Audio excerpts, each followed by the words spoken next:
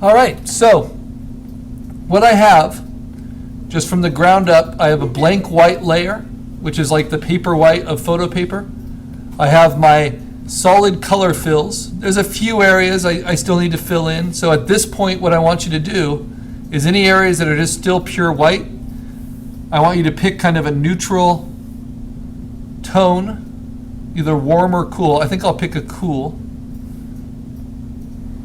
like that, and then just fill them in with the paint bucket.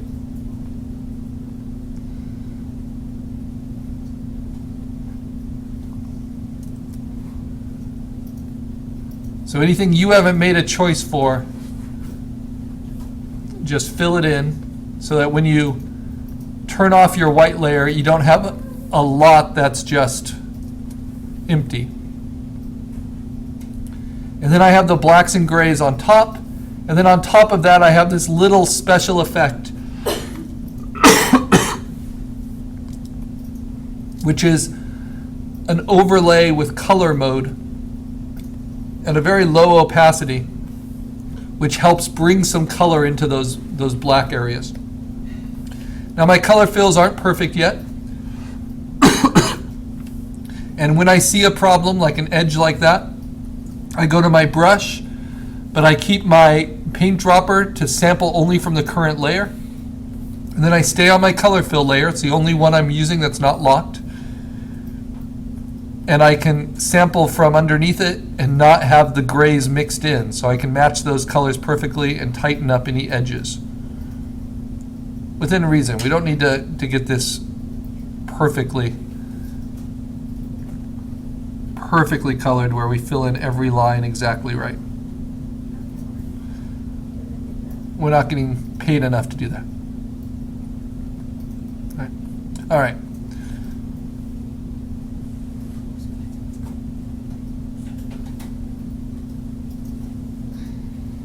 So once we're happy with our flat colors, now we move on to what's called duotone color. And that's when you add highlights and shadows to your flat colors to get the variations that are more believable.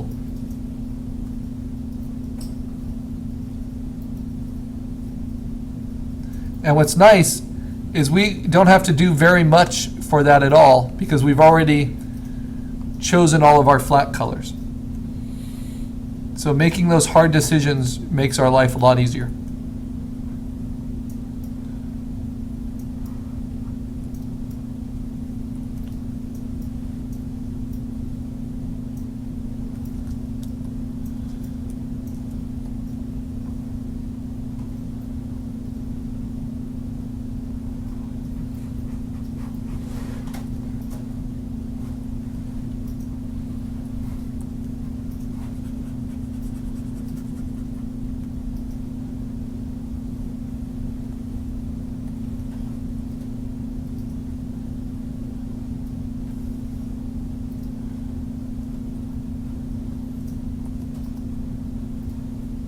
All right, almost done here.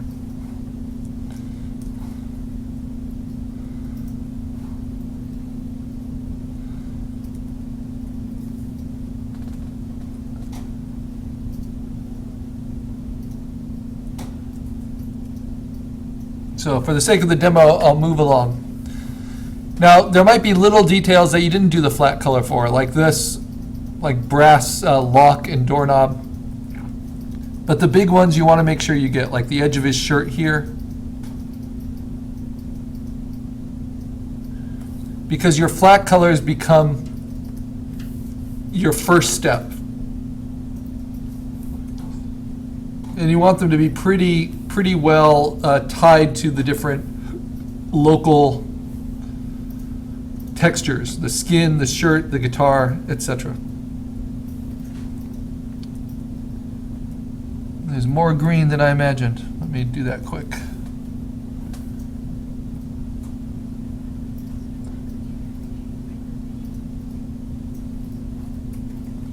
All right, so now, how do I do duotone color? Well, I'll show you on the face what it is. First, I can make a duplicate of my color fills. And I might rename this Duotone.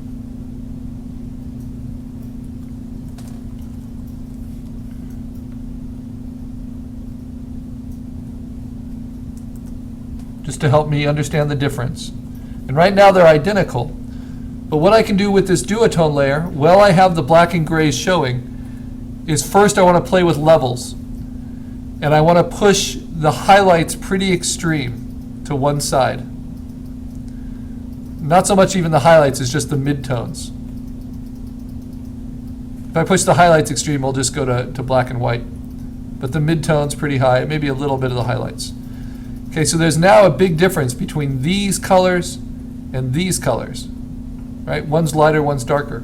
Then I'm gonna duplicate that duotone layer, and I'm going to push the levels, the midtones a lot darker, like this. Okay, so what I have is I have kind of the shadow values, the highlight values, and then the local color. Now what you can do is take your duotone copy, which you could also think of as your duotone shadows, and this is how those local colors will look in shadow. And if they're still too saturated, like my guitar is still really saturated in the shadows, then I might also do a saturation adjustment and just take the saturation down a little bit. So now that's more of what those local colors would look like in shadow. And sure enough, now it looks like everything's kind of under a dark overhang for him. And if I don't think it's extreme enough, I can always use levels and push the darks a little bit darker. Right? And maybe even push the color balance and make it a little bit on the cooler side. So we're just modifying the colors we've already picked. So the highlights, maybe I'll deaden a little bit, and the shadows I'll cool. And then the overall saturation, except for the reds, I think I want the reds to be more saturated and the yellows to be a little bit more saturated on this duotone shadow layer. But the others, like the cyans, maybe a little less saturated, the blues maybe a little less saturated, maybe even a little lighter. The magentas. So you're messing with it. You're trying to find it. So those are my color values, very different than my highlight values. And now what I can do is change to an eraser. And I'm going to make my eraser a low opacity, maybe somewhere around 30%. And I'm going to make my eraser large and soft-edged. And I'm going to erase away wherever I want the highlights to be. For some reason his skin tones really got lost. So let me deepen those in this duotone shadow layer. I'm just going to select these. I like the ones on the hands. Or put that on the face. All right. So now on that duotone shadow layer, I'm going to use that eraser at that low opacity, and I'm going to start erasing out where I want the highlights to be, like on his nose, on his forehead, the planes of his cheeks.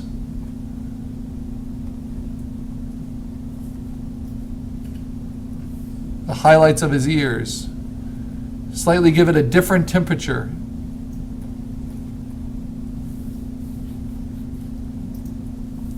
And then same thing, now that I've erased it out, I want to look at the highlights layer. And I want to play with its hue saturation and maybe give it a little bit more saturation.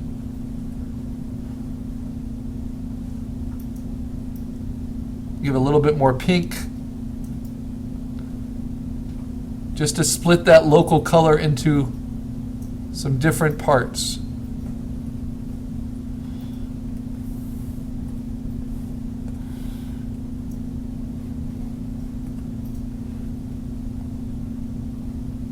So it's playing with the coloring you've already done.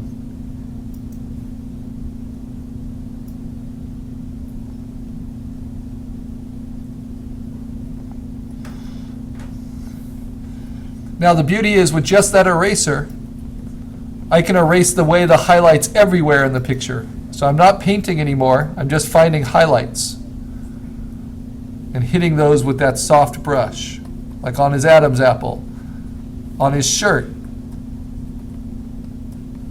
at the edges, the bright spots. It's like being able to show wear on the shirt so it doesn't look so perfectly new and even.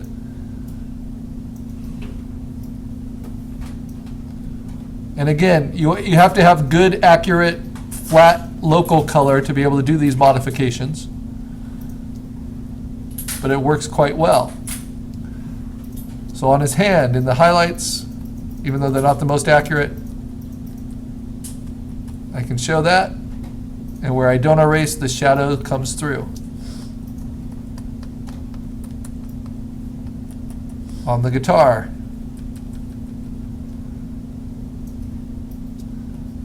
On the fretboard. Now where you didn't make very strong color choices, that's not going to get modified by just your levels adjustment, because what we changed were the existing colors, and if you didn't fill them in, then they're not there to mess with or to blend between.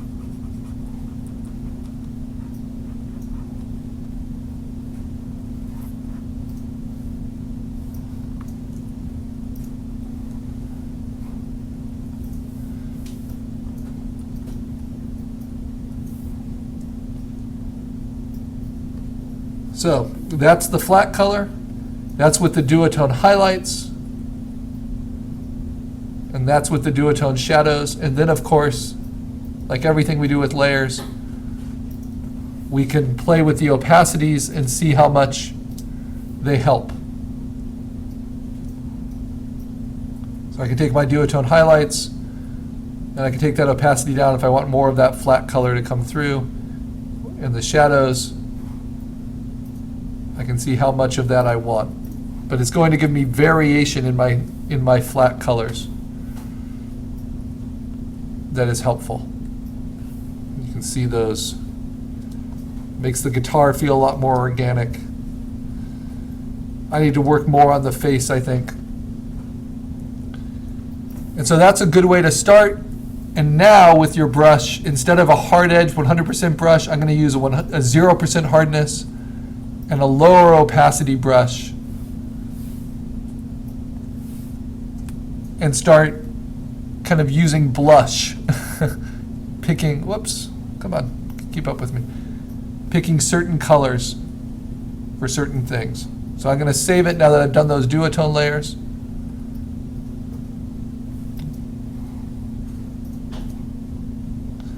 And if I want more pink in his cheeks, he's gotten very washed out. Now I can do it with soft edge color and kind of modify underneath. So on the shadow layer, I can kind of paint in some of these pinker shadows. And this is only for like areas where you want lots of focal attention, like on the face, around the eyes, in the hair. I can soften the edges between the hairline and the scalp, which should be a soft edge, not such a crisp edge. Right.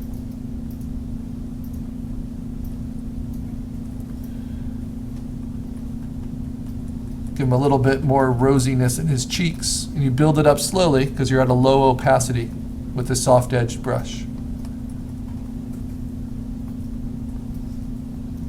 Remember, you can always use the paint dropper, pick up the colors that are underneath, paint those in.